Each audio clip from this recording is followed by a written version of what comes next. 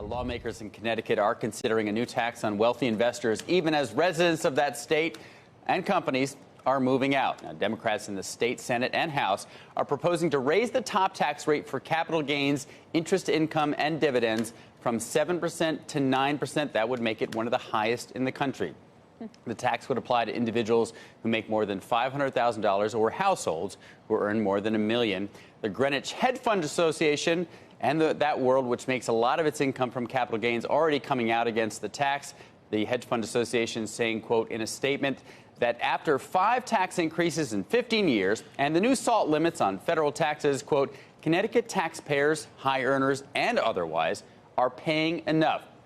Now, the state is an especially top-heavy when it comes to incomes and taxes. Just 350 families paid 12% of the state's total income taxes in 2014. That's according to the latest census. And Connecticut was the only state in New England to lose population between 2017 and 2018. The state's new Democratic governor, Ned Lamont, has vowed to block any tax increases, but there will be a public hearing on the plan tomorrow. When 350 families are 12% of your income, you got to beware, because that's a case where just a few of them leave and you're going to be dealing with budget shortfalls. And even in that group, it's probably super top heavy. So if 2 or 3 of them leave, right, like David Tepper out of New Jersey, that is meaningful. And when you talk about that group in Connecticut, if you make more than $2 million in income, average of 80% of that income is capital gains in Connecticut. Huh. So this is a surgical strike on the wealthy and investors.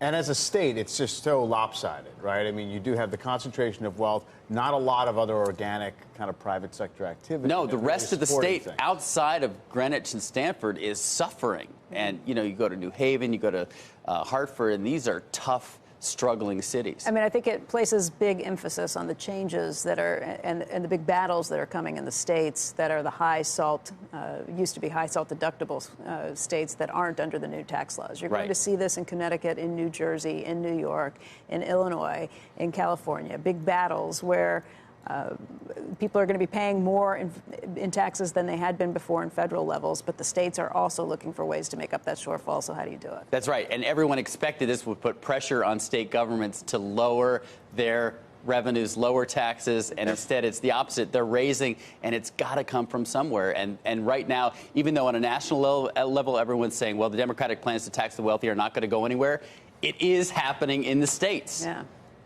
Well, and those are little test tubes. Yeah. Yeah.